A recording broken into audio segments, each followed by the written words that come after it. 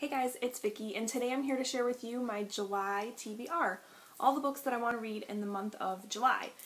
July is going to be a pretty big month for me because my baby is due on the 31st of July, so yes, Harry Potter's birthday, but I have a feeling he might come sooner than that. But so yeah, my husband and I have been, getting things ready for him and making sure that we're just all set to go. So I know that reading is going to kind of be on the back burner for a little bit, and that's okay because, life. But so some of the books that I have planned are shorter. I have a couple graphic novels just because I want to try to keep reading, but, if he comes, I don't want to be like in the middle of a big chunky, detailed novel. So here we go. The first book that I'm definitely going to finish in July is The Girls by Emma Cline, and this is one that I am listening to on audio, and it was like a big summer read last summer, and I just haven't gotten to it until now, but I have about an hour left of the audiobook, and I'm really liking it a lot. For those of you that don't know what the book is about, it's basically a coming-of-age story that takes place in 1969, and in the backdrop of this coming-of-age is basically a fictionalized version of the Manson murders, which, for me, I've always been fascinated by the decade of the 60s. I just think it's an interesting time in American history, and that event in particular is very, despite being horrific and horrible, it's also kind of fascinating. So I was really interested to finally get my hands on this book, and I am enjoying it so far, so I will definitely let you guys know what I thought about that once I do my wrap-up at the end of the month. Next up, we have a book that I kind of already finished because I read it really quickly, so I finished it in like a day and a half, and that is Gwendy's Button Box by Stephen King and Richard Shizmar. This is Stephen King's newest release, and this particular edition was in the Nocturnal Reader's Box for June. So it's a, what do you call it?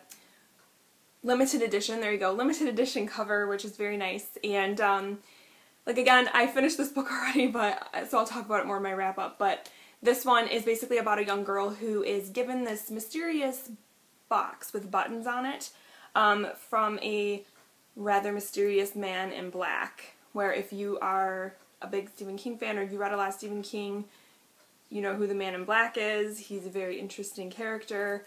And then the story kind of ensues from there, so I'm not going to say too much more about it, but I will talk about it in my wrap-up.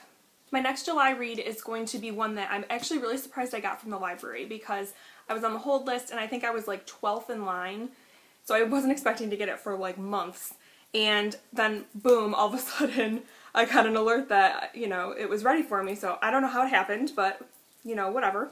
And that book is Into the Water by Paula Hawkins. So obviously this is a big release that just came out recently. Paula Hawkins wrote The Girl on the Train, which was a huge book, and obviously became a movie, and I liked that book a lot. I thought it was really interesting and suspenseful, so I'm looking forward to reading this one. I don't know too much about it, other than there's like a drowning, and that there's a lot of characters that are kind of hard to sort out, so we'll see how that goes, but yeah, I think this one's going to be a really good summer read. The next couple books I have are, like I said, are kind of shorter because I want to try to read shorter books as I get closer to the end of the month, just in case I go into labor. So the first one is Milk and Honey by Rupi Kaur, I think is how you say it.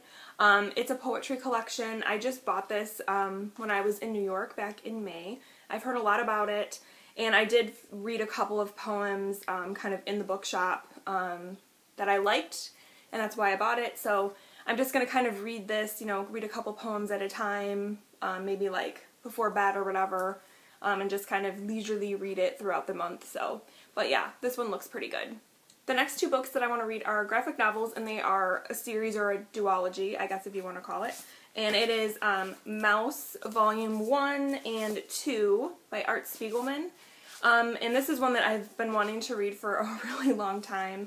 And it's a graphic novel about this guy wrote a graphic novel series about his father's experiences during World War II, and his father was Jewish.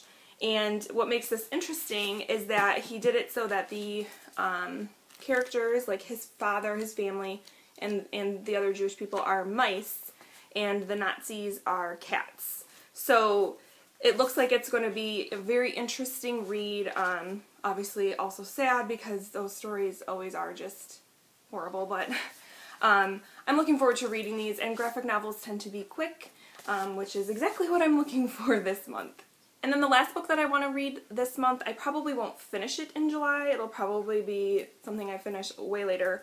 But I'm excited to pick it up because he's one of my favorite writers. And that is The Great Shark Hunt by Hunter S. Thompson.